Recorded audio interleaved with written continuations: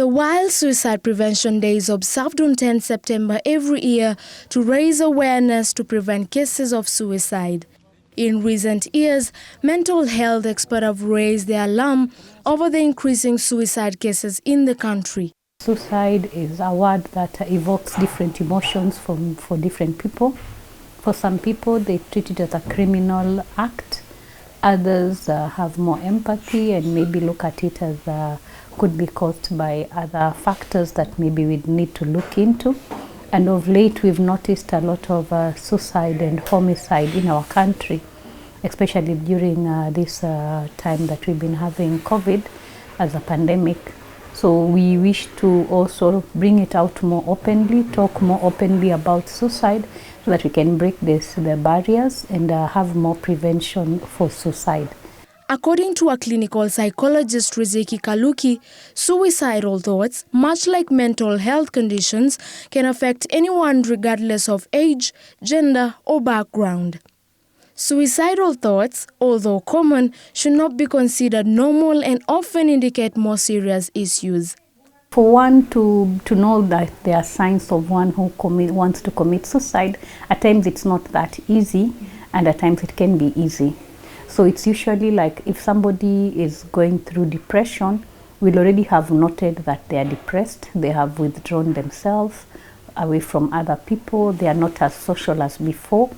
And at times you'll see some people will post certain things on their social media forums, or they put something that sounds like they're saying goodbye.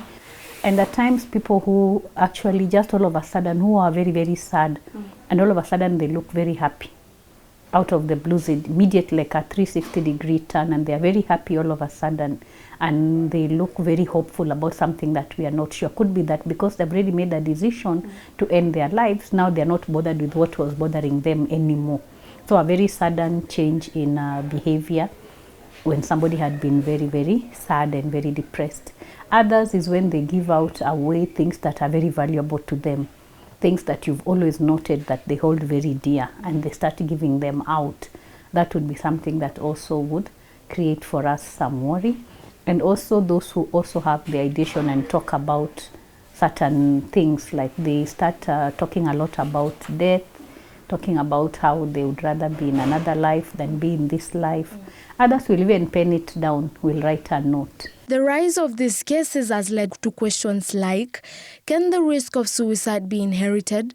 There is a growing evidence that genetic factors contribute to the risk of suicidal behavior. It's not so much as inherited, but we can call it a learned behavior.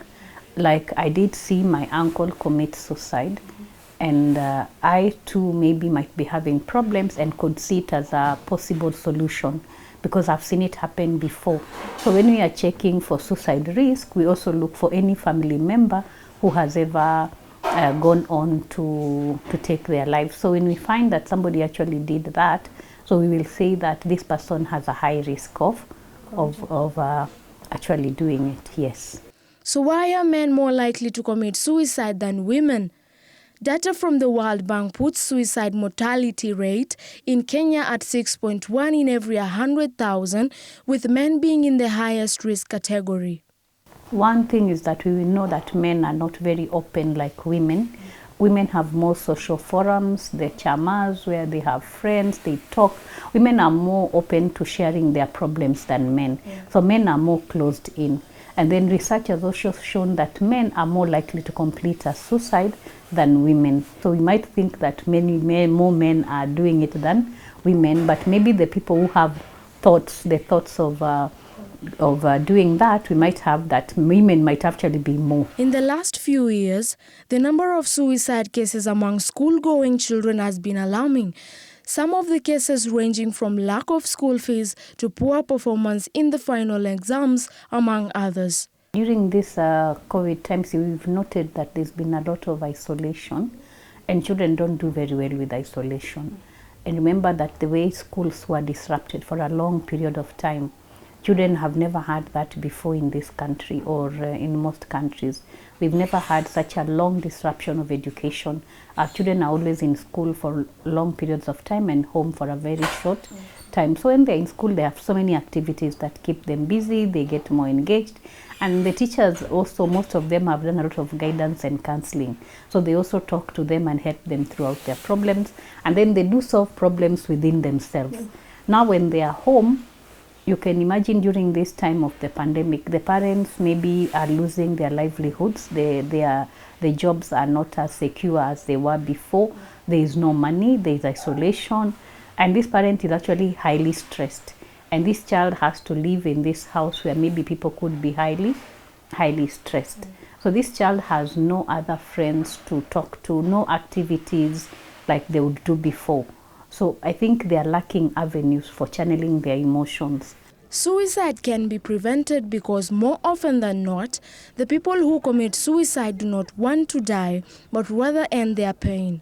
So usually for me, I say anybody with suicidal thoughts or ideation, it's actually a plea for help. These people need a way out. They need somebody to listen to them. And we usually say that any suicidal thought, when we assess and we find that the risk for somebody to actually go on and do it is very high, we need to treat it like an emergency. So that becomes a mental health emergency. So most of the time, the best thing is to have this person maybe hospitalized. When they're in hospital, we have a psychiatrist who will assess their level of the risk factors also. If we find the risk factors are very high, maybe they're having depression or they're having anxiety or any other mental illness, that is now like taken care of, and then they start having intensive therapy. So we start dealing with what are the issues that they are struggling with. By the time we will let them go home, we would want them to go when they are much better, in a better state of mind. If they're in the home, there should be somebody who is watching them 24/7, somebody who is there with them. But seeking treatment is very, very important for these people. Anybody with suicidal thoughts need to be on treatment. There is no extensive research focusing on the impact of suicide bereavement on the family members' physical and emotional health. The death of someone close to you is very painful, but the grief felt by the family members and friends can be more complex when the cause of death is suicide. The family is usually very saddened because they feel at times responsible, like why were we not able to note that this person was going to do this? Why didn't we stop it? What did we do wrong? So they will have so many questions going on in their heads. And then the stigma of the community, like the community will look at them as the bad people. Why didn't you help your kin? What's wrong with you people? Why did this happen to you? So there's so much they are dealing with. They are trying to deal with the normal grief, which everybody has to deal with when they lose a loved one. Then they have to deal with this person didn't die a natural death or didn't, attempted to do something. And then they also have to deal with the community who might not be very supportive. So you can imagine when you're dealing with all that, as a family, how do you cope? So it's not something very easy. And at times you'll find that we know that most religions will say that anybody who goes on to take their life are people who will go to hell. So they even feel they don't even know what dua to do for this person.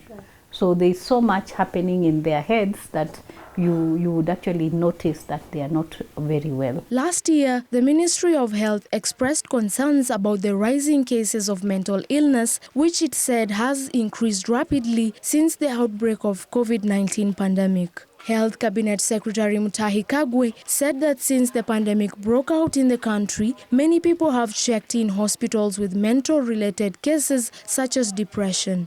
I'm sure when we eventually get to do a research on what has happened during the COVID time and the homicide levels, we've seen very high levels of homicide. You see, one thing about COVID is just the word isolation, because people could hug before. You see, when I hug my friend, I have a problem. I already feel a bit okay, but now I can't hug my friend. Then the stigma, if I have a patient who has COVID, I don't even know who to tell that I have this person who is having COVID. If we have a death in the family, people don't come like the way they would come before. Then we now look at it now as a pandemic. It's worldwide. So people have been affected. Their livelihoods are affected.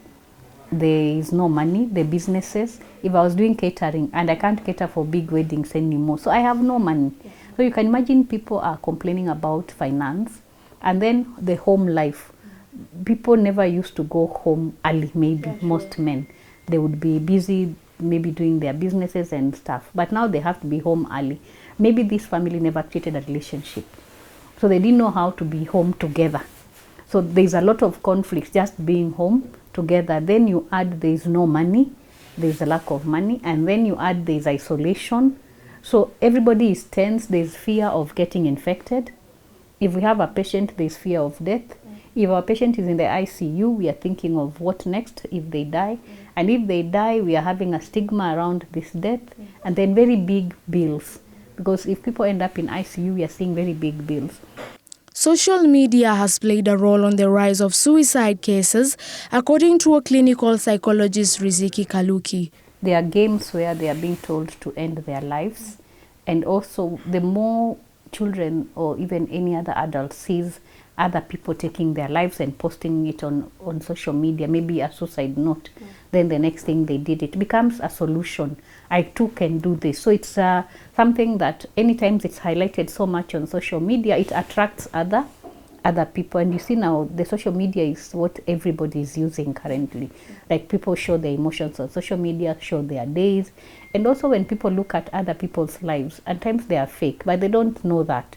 So this person posts they're in Dubai, enjoying a holiday. The next time they're in Diani, having a lovely holiday. They are going for a road trip.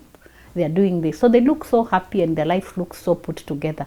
So this person whose life is not looking so put together starts comparing themselves with what they are seeing on other people's social media. And that is how you'll find some people actually going ahead and taking their life because they are feeling like their life is heading nowhere. Riziki says the rate of suicide in the country needs to be addressed sooner rather than later. It's very important that families try to be more in touch with each other. And then as Muslims, we are told that we should care for the others the way we care for our own selves. So even if it's my neighbor, if I feel my neighbor is not doing so well, I should find out. I have a friend who has not talked to me for quite some time. She's gone quiet. Please reach out to them and find out how they are doing or visit them. If you see somebody is no longer as social as they were before, you are finding them not available anymore. They're not, you can't get them on phone. They're not coming for any social gatherings. Maybe you don't see them in the mosque. It's good for you to find out what is going on with them. Reach out. At times when people are reached out, they do feel very nice. And because when you're having these negative thoughts, you start telling yourself, I'm a bad person. Nobody likes me. I've never done anything good. I'm of no value to this world. I'm a burden. So if we reach out to them and we show them that they're not a burden, especially the family members, that you're not a burden to us, we love you the way you are, or whatever you're going through, we are willing to work with you. Mental health is real and can affect anyone regardless of their religious affiliation. Emotional pain is not something that could be hidden away and never spoken about. There is a truth in your pain. There is a growth in your pain, but only if it's first brought out in the open. Remember, your mental health matters. Latifa Wangari, Horizon TV reports.